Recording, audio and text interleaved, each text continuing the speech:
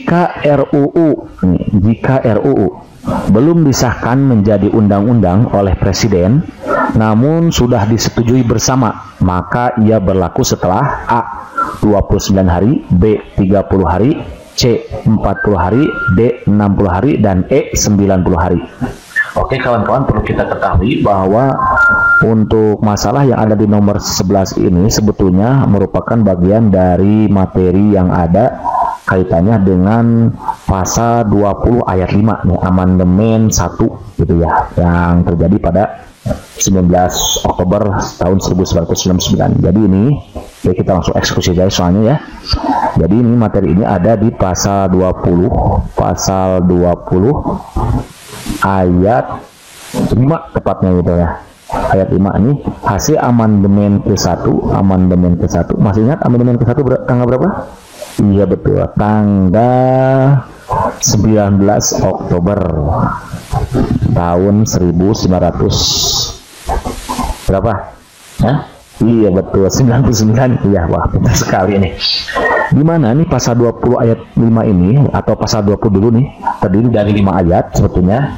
Ayat pertama nih, dia berbunyi bahwa DPR memegang kekuasaan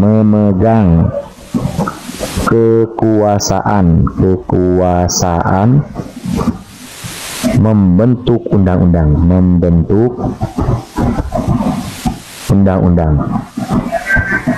Itu bunyi pasal ayat 1. Kemudian pasal 2-nya berbunyi bahwa setiap undang-undang kita bersingkat dulu ya, dibahas. Nah, setiap undang-undang itu dibahas oleh DPR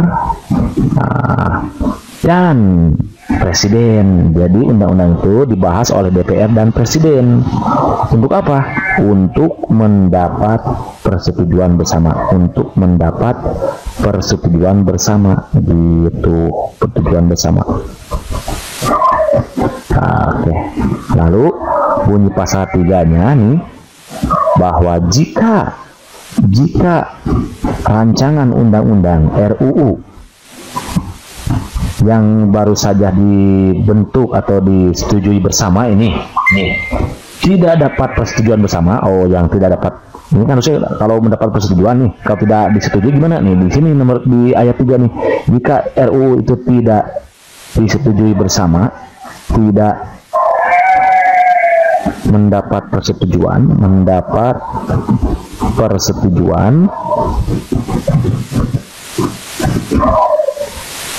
bersama,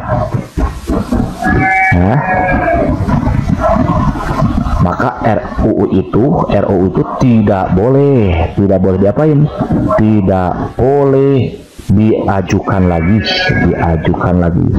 Ya dong, ya tidak boleh diajukan lagi dong. Kenapa? Ya karena sudah tidak disetujui gitu. Jadi menyita waktu mungkin gitu ya. Jangan sampai nanti sidangnya itu menyita waktu. Kalau tidak setujui, ya udah jangan diajukan lagi dalam persidangan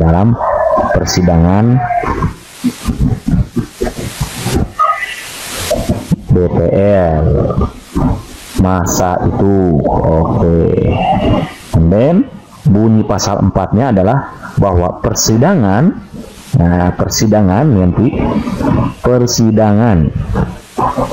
mengesahkan RUU, mengesahkan apa? RUU, rancangan undang-undang yang telah disetujui. Yang telah disetujui bersama tentunya ya. Bersama siapa? Bersama antara Presiden dan DPR tentunya, untuk menjadi undang-undang. Oke, ini menjadi undang-undang. Dan pasal ayat yang terakhir nih, ayat yang kelima apa? Ayat yang kelima itu adalah dalam RUU yang telah disetujui. Dalam kaitannya RUU yang telah disetujui, disetujui siapa? Nah, bersama tersebut. Nah, jadi untuk RUU yang sudah disetujui bersama antara Presiden dan DPR, lalu tidak disahkan tidak disahkan, oleh presiden, misalkan oleh presiden dalam waktu 30 hari semenjak RUU tersebut disetujui, maka RUU tersebut sah menjadi undang-undang dan wajib diundangkan. Oke, jadi pengertiannya begini. Walaupun RUU yang sudah disetujui belum disahkan oleh presiden dalam waktu 30 hari semenjak RUU tersebut disetujui, maka RUU tersebut sudah sah gitu dan wajib diundangkan. Sudah sah menjadi undang-undang dan wajib diundangkan gitu. Maka di sini kalimat yang tepat, maka di sini jawaban yang tepat untuk soal nomor 11 ini adalah berarti RUU kan ini ceritanya di soal ini kan RUU itu belum disahkan menjadi undang-undang oleh presiden, namun sudah disetujui bersama, maka ia berlaku setelah. Maka karena dia sudah disetujui bersama antara DPR dan presiden, lalu karena kesibukan presiden tidak memungkinkan untuk menandatangani atau mengesahkan maka undang-undang tersebut itu berlaku sejak setelah 30 hari Jadi pasal 5 ayat 5 pasal 20 ayat 5. Jadi jawaban yang paling tepat adalah yang B. Oke. Nomor 13 13 gitu. Pertanyaan adalah larangan sementara terhadap orang untuk keluar dari wilayah Indonesia berdasarkan alasan keimigrasian atau alasan lain yang ditentukan oleh undang-undang merupakan pengertian dari bla bla bla. A. Penangkapan, B. Pencegahan, C. Penindakan, D. Penangkalan, E. Pengkerdilan. Untuk mengetahui ini berarti kita harus mengetahui dulu kata-kata yang ada di pada option ini. Penangkapan, kalau kita lihat penangkapan kata dasarnya apa nih? Tangkap gitu ya, nangkap ya, atau tangkap gitu kan. Tangkap, gak kelihatan ya pakai warna kuningnya ya, pakai warna biru dulu ya, atau hijau lagi lah, hijau. Kata dasarnya kan tangkap kalau ini ya. Sementara di soal itu ada kata tangkap tidak ada ya. Hanya di sini tuh kita itu adalah melarang sementara. Untuk orang keluar, Berarti kalau melarang orang keluar berarti diapain tuh? Kira-kira? Iya betul, dicegah ya. Nah, pencegahan itu kan kata dasarnya cegah. Melarang orang keluar itu kata dasarnya adalah sama aja dengan mencegah. Berarti kemungkinan besar jawabannya dia yang B, itu mencegah, kan melarang orang untuk keluar. Kalau penindakan di sini kata dasarnya kan tindak. Kita di sini menindak gak? Enggak kan? Tidak melakukan apa-apa di sini. Penangkalan. Oke, jadi kalau penangkalan itu kata dasarnya di KWB itu adalah tangka ya. Tangka. Awas, tapi tangkanya bukan tangka pohon di sini. Tapi tangkanya maksud di sini adalah semacam menolak. Menolak gitu ya. Menolak atau mencegah juga bisa. Ini bisa mencegah, menolak atau mencegah. Nah, kalau penangka itu penolak berarti pencegah. Penangkalan berarti perbuatan menolak. Kalau penangkalan itu perbuatan menolak. Perbuatan menolak. Kalau penangkalan itu perbuatan menolak. Oke. Kalau pengkerdilan itu bukan ya. Pengkerdilan berarti perkerdilan berarti dari kata kerdia gitu, kerdia kecil gitu kan ya. Kalau pengkerdilan berarti perbuatan mengkerdiakan seseorang, berarti mengecilkan orang lain, menganggap remeh orang lain gitu. Berarti kemungkinan yang besar jawabannya yang mana nih? Kalau melarang orang untuk keluar berarti itu kan mencegah ya. Berarti kalau menangka bukan ini. Kalau menangka itu kan lebih kepada sesuatu yang berbau mistis gitu ya. Menangka sesuatu, misalkan menangka masuknya misalkan roh halus gitu ya. Jadi kemungkinan besar jawabannya itu adalah yang B, pencegahan gitu. Dan ternyata soal ini itu ada kaitannya dengan PP nomor 30. Jadi yaitu ada di PP nomor 30 tahun 1994 tentang larangan sementara terhadap orang-orang sawah, bukan ya, orang-orang tertentu, bukan orang aring, apalagi orang-orang tertentu nih, untuk masuk kemana? Masuk ke wilayah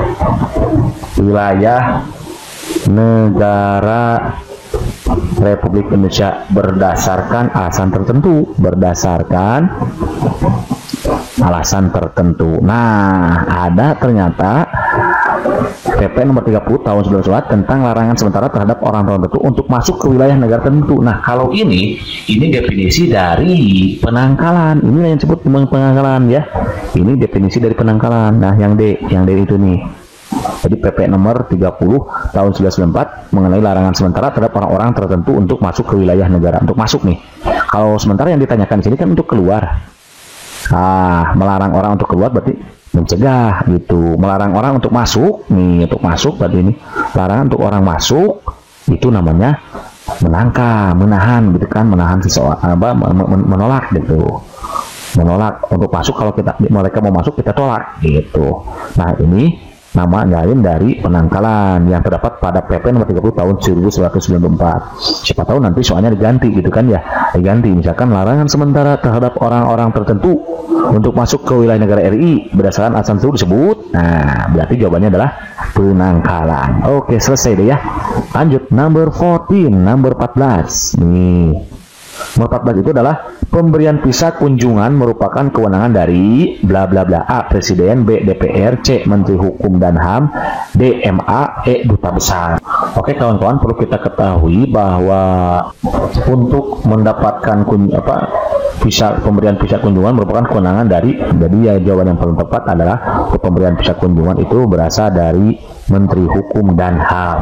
Udah selesai, bukan ya. Itu aja, sebetulnya udah selesai nih. Di sini tidak harus ada yang dibahas sebetulnya ya. Pemberian visa, paling kalau mau dibahas bolehlah definisi dari visa. Visa itu apa sih? Visa itu nih adalah dokumen izin masuk, dokumen izin masuk seseorang nih. Kalau orang lain mau masuk ke kita, misalkan ya ke suatu negara nih, ke suatu negara yang bisa diperoleh di kedutaan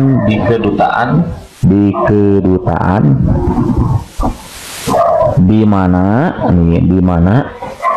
negara tersebut. Nah, di mana negara tersebut mempunyai konsulat jenderal, mempunyai konsulat jenderal KJRI kalau di konsulat jenderal Republik Indonesia, atau kedutaan asing itu definisi dari visa gitu ya. Jadi jawaban yang paling tepat nomor 14 adalah pemberian visa kunjungan merupakan kewenangan dari Menteri Hukum dan HAM, dan definisi dari visa itu adalah dokumen izin masuk seseorang ke suatu negara yang bisa diperoleh di kedutaan di mana negara tersebut mempunyai kedutaan konsulat jenderal ya, kayak itu konsulat jenderal atau kedutaan asing. Selesai deh. Soal number 15, number 15, bukan nomor aja, tapi 15 maksudnya ya. Undang-undang yang mengatur tentang kewenangan presiden untuk campur tangan dalam bidang yudikatif pada masa demokrasi terpimpin adalah bla bla bla. A.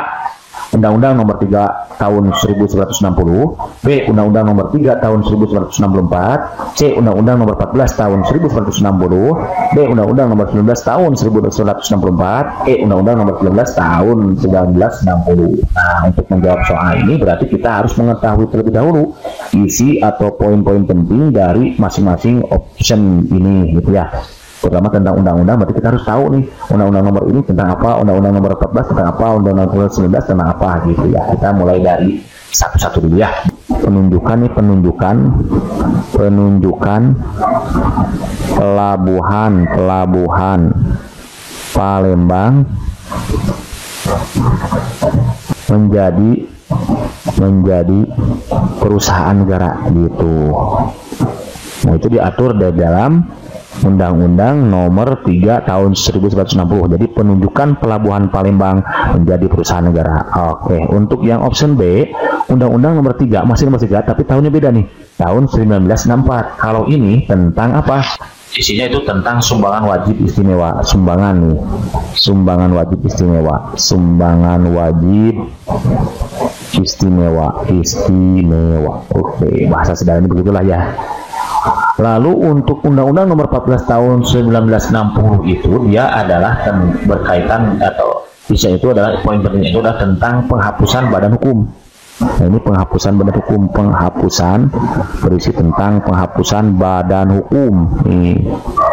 Jadi kalau nanti ditanyakan penghapusan badan hukum itu terbit adalah undang-undang yang mengatur penghapusan badan hukum itu nomor berapa? Nomor 14 tahun 1960, berarti gitu ya. Kemudian yang option D, Undang-Undang Nomor 19 Tahun 1904 itu dia mengatur tentang ketentuan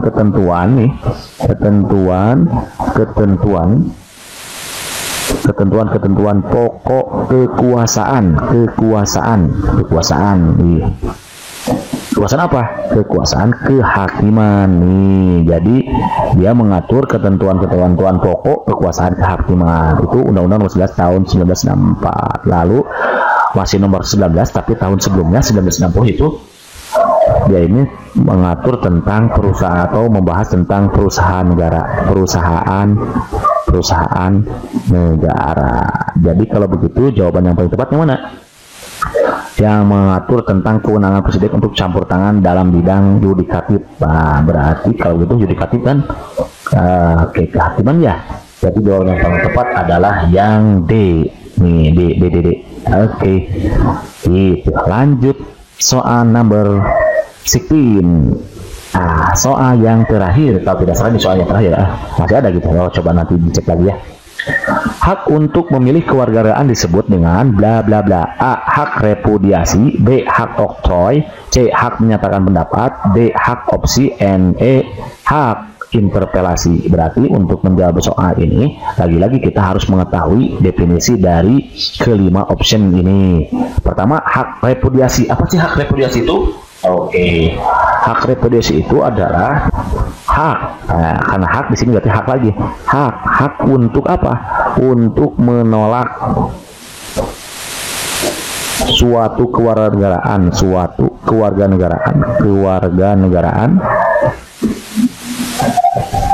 yang dikeluarkan oleh negara lain. Itu. Kemudian hak oktroy, ada hak oktroy. Kalau hak oktroy itu, jadi hak repudiasi itu adalah hak untuk menolak suatu kewarganegaraan yang dikeluarkan oleh negara lain. Kalau hak oktroy itu adalah hak juga sama hak untuk memonopoli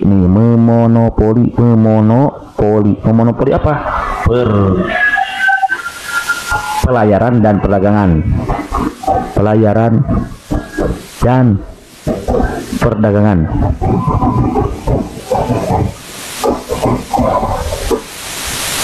Kemudian hak untuk mengumumkan perang nih, diantaranya bisa mengumumkan perang nih.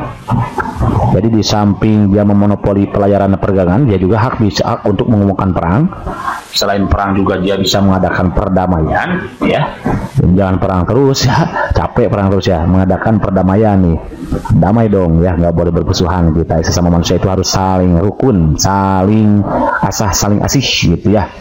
Harus menjaga perdamaian nih, mengadakan perdamaian,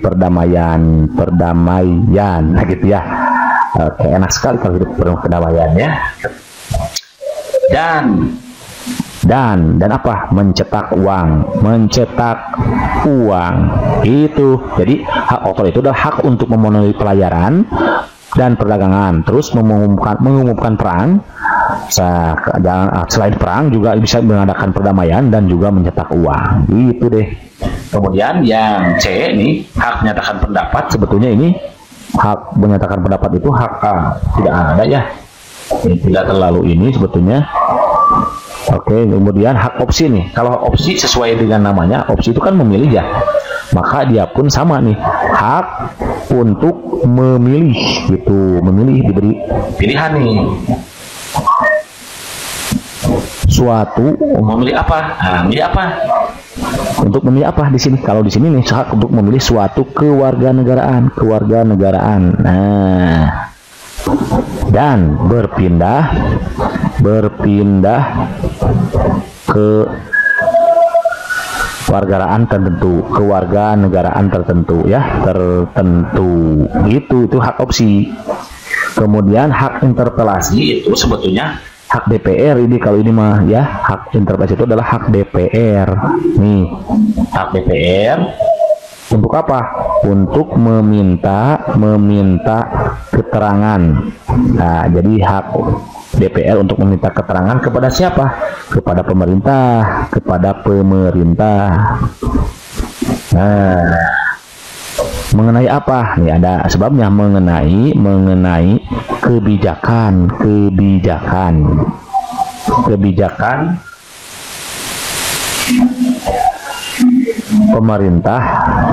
pemerintah yang penting dan strategis serta berdampak luas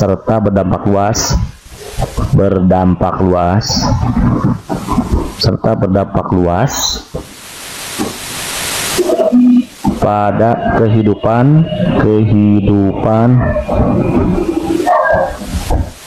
bermasyarakat dan bernegara gitu ya.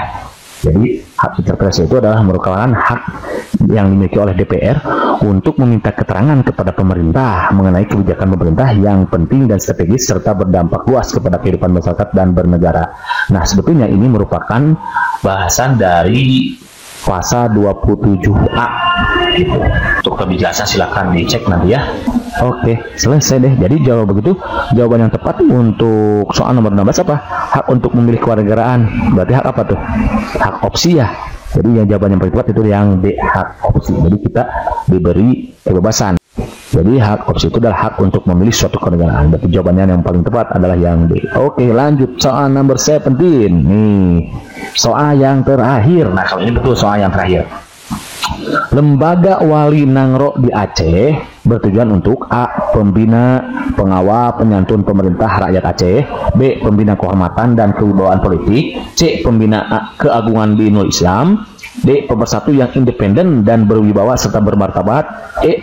Mewujudkan pemerintah rakyat Aceh yang sejahtera dan bermartabat. Oke kawan-kawan, perlu kita ketahui bahwa Lembaga Nangro Aceh, Lembaga Wali Nangro itu kita singkat dengan LWN ya, merupakan sebuah lembaga yang mengatur kepemimpinan adat. Jadi sebetulnya tentang adat nih, pemimpinan adat di Aceh. Jadi dia itu berkaitan dengan adat di Aceh. Namun ternyata di option nggak ada yang kaitannya dengan adat ya. Lalu kalau begitu apa jawaban yang paling tepat? Oke, cara yang paling tepat berarti ini jawabannya adalah kira-kira yang mana nih? Nah ini, jadi mewujudkan pemerintah Aceh yang sejahtera dan bermartabat. Ini enggak ya, mengatur kepemimpinan adat di Aceh. Jadi ini yang mendekat itu adalah pemersatu yang independen dan berwibawa serta bermartabat. Itu kalau ini jelas bukan, kehormatan pembina keagungan bukan. Yang paling tepat adalah yang D, pemersatu yang independen dan berwibawa serta bermartabat. Oke kawan-kawan, tadi ada yang ketinggalan ya di sini nomor 16 ini. 16 ini bahwa perlu kita ketahui bahwa cara kita memperoleh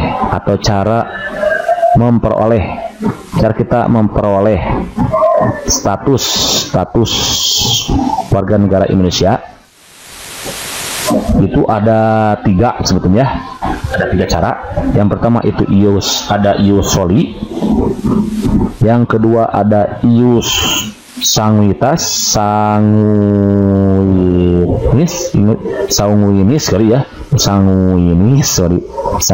gitu. sanguinis. Dan yang terakhir itu adalah naturalisme. Jadi ini ada 3 cara untuk kita memperoleh status warga negara Indonesia. Oke. Kalau ius soli itu merupakan status kelahiran. Oke, status kelahiran. Nah, atas dasar bertempat tinggal di wilayah teritorial Indonesia. Atas dasar nih status kelahiran, atas dasar bertempat tinggal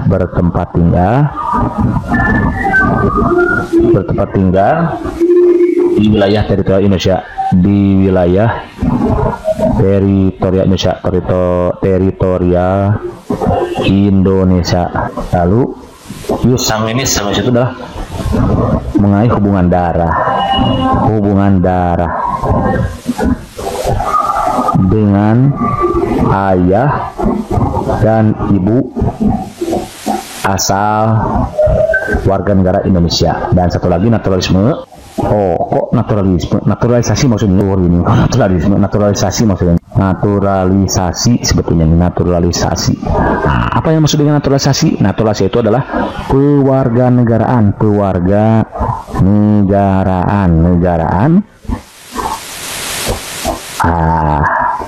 Naturalisasi itu nama lainnya adalah kewarganegaraan. Adalah nih baru dari sini. Jadi nama lain dari naturalisasi itu adalah kewarganegaraan. Itu cara kita untuk memperoleh status warga negara ya, adalah proses perubahan. Kalau ini mah proses perubahan status penduduk, status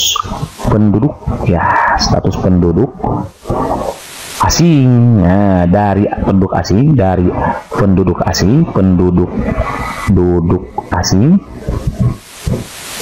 menjadi warga negara suatu negara. Itu yang dimaksud dengan naturalisasi. Jadi sekarang kita tahu ya bahwa ternyata ada 3 cara kita untuk memperoleh status warga negara Indonesia, tentunya ya, ius soli, ius sanguinis, dan naturalisasi. Oke. Dan yang terakhir lanjut, ini sebetulnya tidak ada kaitannya dengan nomor 18 kan sudah tidak ada, selesai ya. Ini sebetulnya tidak kaitannya lagi dengan soal yang lainnya, bahwa namun perlu kita ketahui bersama, lumayan mudah-mudahan bisa menambah sedikit pengetahuan kita tentang wawasan kita mengenai kebangsaan nih, bahwa nanti akan ada 2 jenis stelsel disebutnya itu ya, ada stelsel aktif nanti lalu dan ada stelsel pasif. Nah, apa yang maksud dengan stelsel aktif? Stelsel aktif itu adalah seseorang harus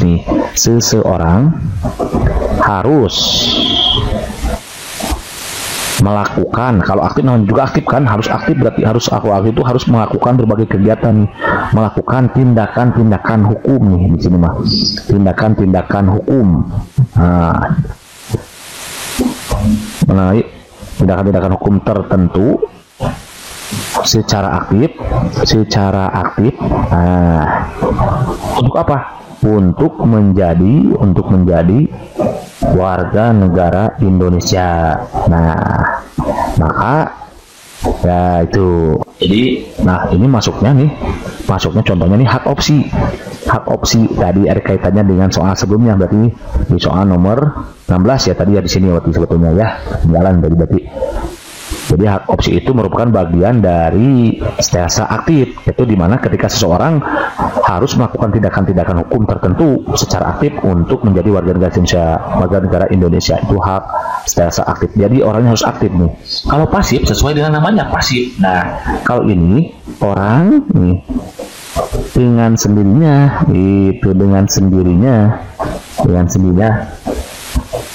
dianggap